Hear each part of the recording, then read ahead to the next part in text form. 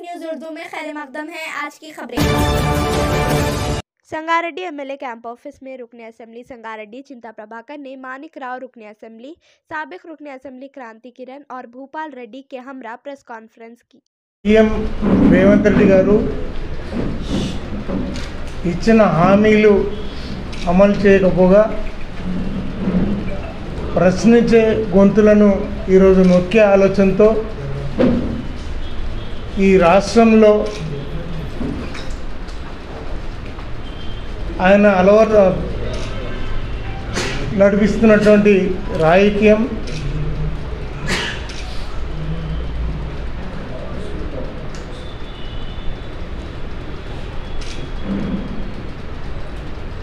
ఫ్రాక్షనిస్ట్లాగా వ్యవహరిస్తున్న తీరు మనం చూస్తున్నాం.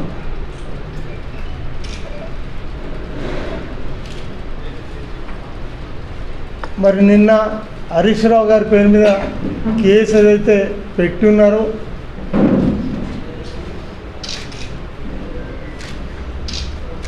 అది ఒకసారి ఆలోచన చేయాల్సిన విషయంగా గుర్తుకు చేస్తున్నాం.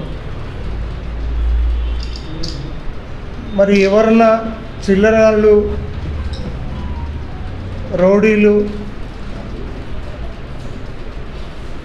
అటువంటి వాళ్ళు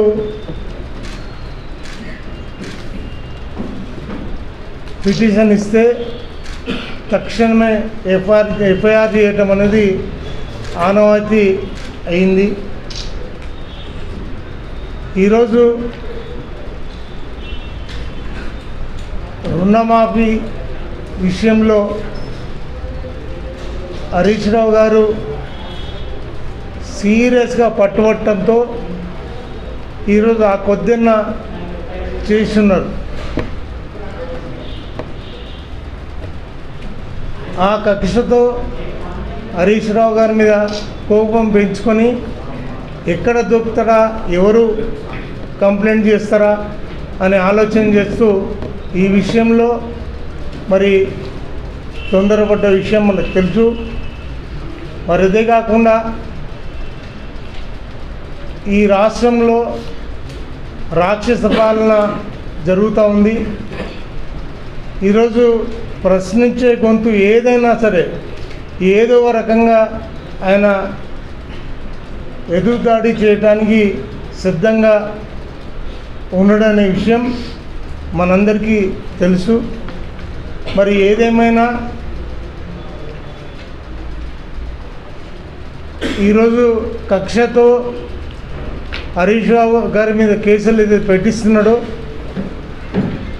మరి ఎంత కక్ష ఉన్నా మరి ఈ రకమైన దాడులు మంచివి కావని తెలియజేస్తూ ప్రజా కోర్టులో మాత్రం ఖచ్చితంగా నీకు ఖచ్చితంగా శిక్ష పడుతుంది.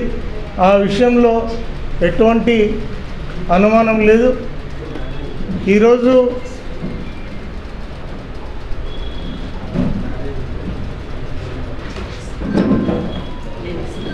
ప్రజలంతా అన్ని వర్గాల ప్రజలు ఈరోజు బాధతో ఉన్నారు. ఎట్టి పరిస్థితుల్లో నువ్వు ఇచ్చిన హామీలు నెరవేర్చకపోతే ఈరోజు ప్రజల పక్షాన మేము పోరాడతామనే విషయాన్ని ఈ సంఘంగా తెలియజేస్తూ ప్రతి ఒక్క ప్రభుత్వం ఇచ్చిన వాగ్దానాలు ఏవైతే వాగ్దానాలు చేశారో అప్పుడు ఎన్నికల మేనిఫెస్టోలో పెట్టినరో అవి ఫుల్ఫిల్ చేయడానికి ప్రభుత్వం పైన ఒత్తిడి తీసుకురావడం మూలంగానే ఒకటి మాత్రం రైతు బంధు టేక్ ఓవర్ చేసింది, అది కూడా పూర్తి చేయలేదు. అది ఆయన ఒత్తిడి మూలంగానే మా కేటీఆర్ గారు ఒత్తిడి మూలంగా కేసీఆర్ గారు ఒత్తిడి మూలంగానే అది స్టార్ట్ అయింది. కాబట్టి ఇట్లనే అన్నిటికీ ఒత్తిడి చేస్తే మరి వాళ్ళ ప్రభుత్వానికి బాగా ఎక్కువ పడతారని చెప్పేసి ఆయన ఏ రకంగానన్నా భయపెట్టించేస్తే బెదిరిస్తే కేసులు పెట్టిస్తే ఆయన గిట్ట మానుకుంటాడేమో అని ఆలోచన చేస్తారు. కానీ హరీష్ రావు అంటే 6 అడుగుల బుల్లెట్. ఆ బుల్లెట్ ముంగట ఈ కేసులన్నీ కూడా ఎగిరిపోతాయి, ఒక్కటి కూడా లేకుంటే ఎగిరిపోతాయి.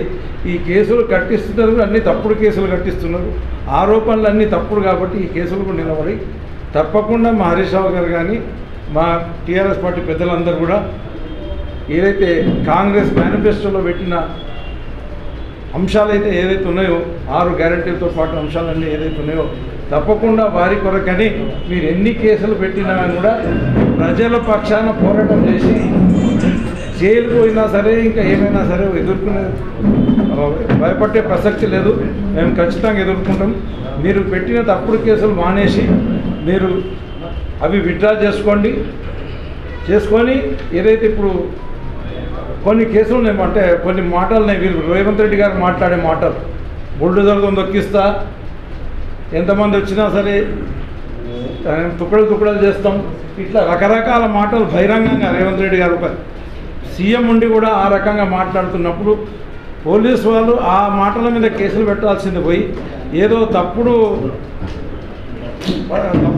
కేసులు వాళ్ళ మీద ఇస్తున్న నేరస్తులు ఇస్తున్న అప్లికేషన్ల పైన తప్పుడు కేసులు పెట్టే బదులు ఈ రకమైన కేసులు పెట్టాలని చెప్పేసి నేను కోరుతున్నా. అట్లనే కొండారెడ్డిపల్లిలో మాజీ సర్పంచ్ సాయిరెడ్డి గారు సూసైడ్ నోట్ ఉంది, పక్కా సూసైడ్ నోట్ ఉన్నప్పుడు ఆ సూసైడ్ నోట్ మీద కేసు చేయాల్సిందే.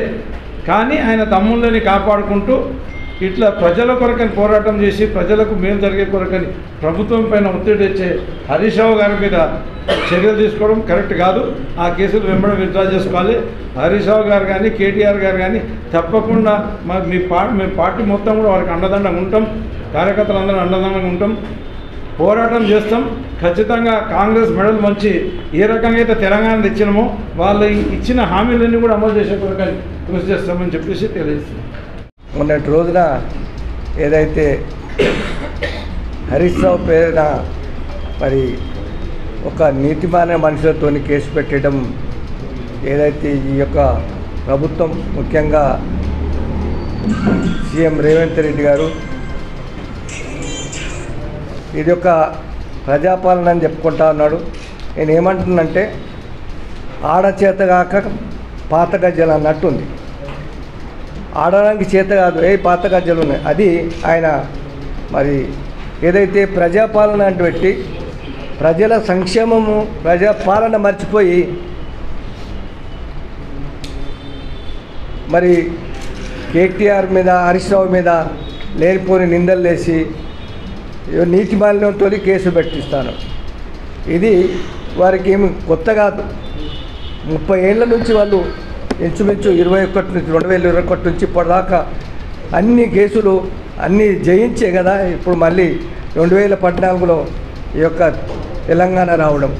కాబట్టి నేను అనేది వాళ్ళకు ఏదైతే ఈ ప్రజాపాలన ప్రజల 6 గ్యారెంటీలు చేయి చేతగాక ఇది డైవర్షన్ పాలసీ చేస్తూ ఉన్నాడు రేవంత్ రెడ్డి గారు. ఇది వారికి తగదు.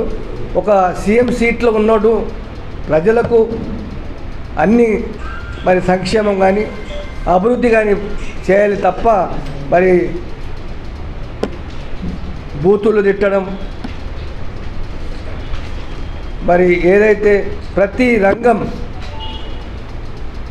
రైతులు కావచ్చు, ఉద్యోగస్తులు, ఆశా వర్కర్లు నిన్న వాళ్ళు ఏదైతే ఈ యొక్క సర్వేకి పోతున్నారో మేమందరం సర్వే చేయమని మరి వాళ్ళు బంద్ చేస్తూ ఉన్నారు.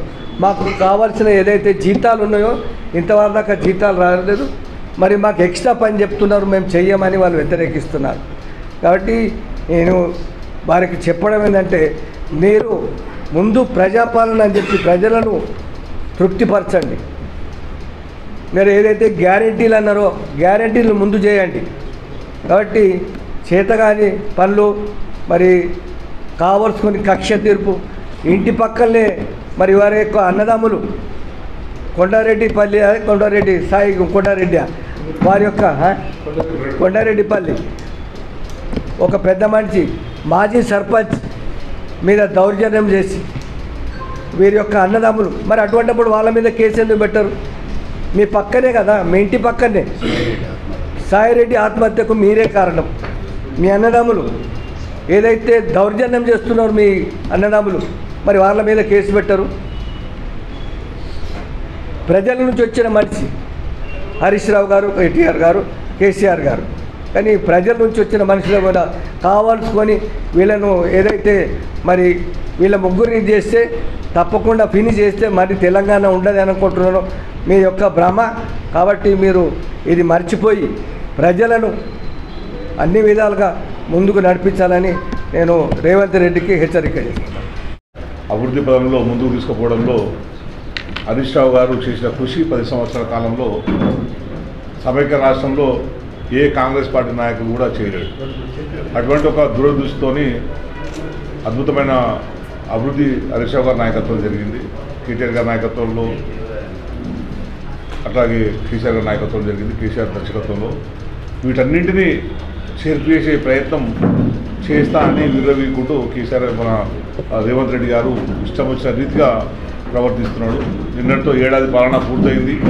ఏడాది పాలనలో ఏం జరిగిందంటే ఇట్లాంటి కేసులు, అక్రమ కేసులు, బెదిరింపులు తప్పించి ఆయన చేసింది ఏది కూడా లేదని మనకు చాలా స్పష్టంగా అనిపిస్తుంది.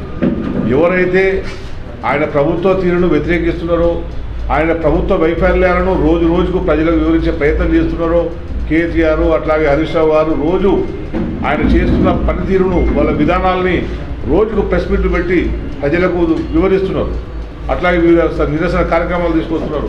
అవి సహించలేకనే ఇప్పుడు హరీష్ రావు గారి మీద అక్రమ కేసు బనాయించడం అనేది చాలా స్పష్టంగా మనకు అందరికీ అర్థమవుతుంది. ఎందుకంటే ఫోన్ ట్యాపింగ్ ఎవరు చేస్తారనే కనీస అవగాహన ముఖ్యమంత్రి స్థాయి వ్యక్తులకు ఉండాలి.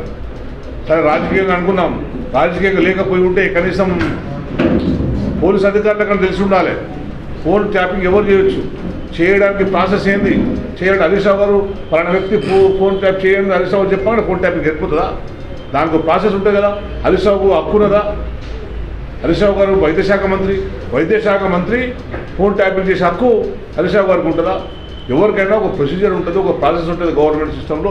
ఆ సిస్టమ్ ప్రకారం ఇది జరుగుతుంది తప్పించి హరీష్ రావు గారిని ప్రత్యేకించి ట్యాప్ చేసిన కేసు పెట్టడం అనేది ఇది బూటకము, అక్రమము, ఉద్దేశపూర్వకంగా హరీష్ రావు గారి గొంతు నొక్కే ప్రయత్నం, తెలంగాణ ప్రజల గొంతు నొక్కే ప్రయత్నం.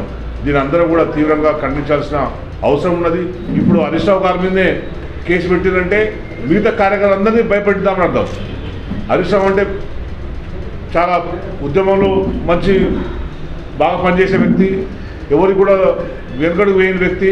హరీష్ రావుని భయపడించే ప్రయత్నం చేసింది ప్రభుత్వం అంటే చివరికి మమ్మల్ని కూడా కేసులు పెడుతుందని మామూలు సాధారణ కార్యకర్తలను కూడా భయపెట్టించే ప్రయత్నం ఈ ప్రభుత్వం చేస్తుందని అర్థమవుతుంది. కనుక అందరం కూడా కింది స్థాయి కార్యకర్తలు కూడా దీన్ని తీవ్రంగా నిరసించాలి.